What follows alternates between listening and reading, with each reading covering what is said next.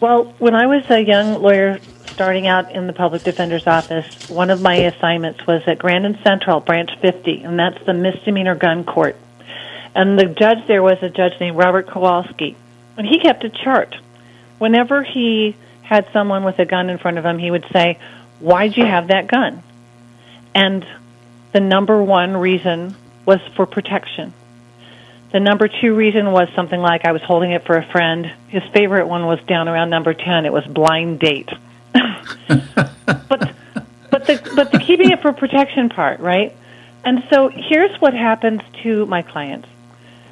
They, for instance, will say, I need a gun for protection. And so instead of ever using that gun to protect themselves against an assailant, they get caught walking down the street and they look in the direction of the police, and maybe they have a warrant or something or some drugs on them, and so they run.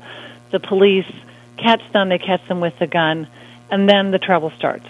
Because if, for instance, they have accrued a certain criminal history where they have two of certain types of felonies, if they are caught with that gun, they are called an armed habitual criminal. That's a non-probationable sentence with a minimum of 6 years and a maximum of 30, and it's not the usual type of sentence in Illinois where you only serve 50% of that time. It's 85% time. So it's a huge amount of time, not for even using the gun, not for even pulling it out, but just for having it once you've accrued that background. And so I'll say, why'd you have that gun? And they say, for protection. And I said, well, you just protected yourself into a prison sentence. A long prison sentence. So that's one of the ways that it gets my clients in trouble. Another can be illustrated by a tragic story that's just come out of a place where Mark Osler once worked on a case. It's called Hearne, Texas. And a 93-year-old woman had a shotgun out in front of her house. The police were called. They called on her to drop her weapon.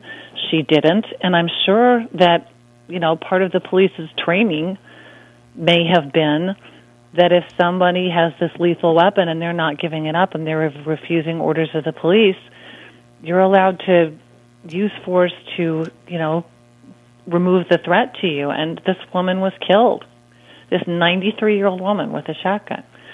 And I thought about it. I don't know that much about the facts of the case, but I assume that the only reason why a 93-year-old woman in Hearne, Texas would have a gun is, again, for protection, for her protection. And now this woman is dead. The police officer has been relieved of his duties. The whole town is in uproar. It's just a terrible tragedy for everyone.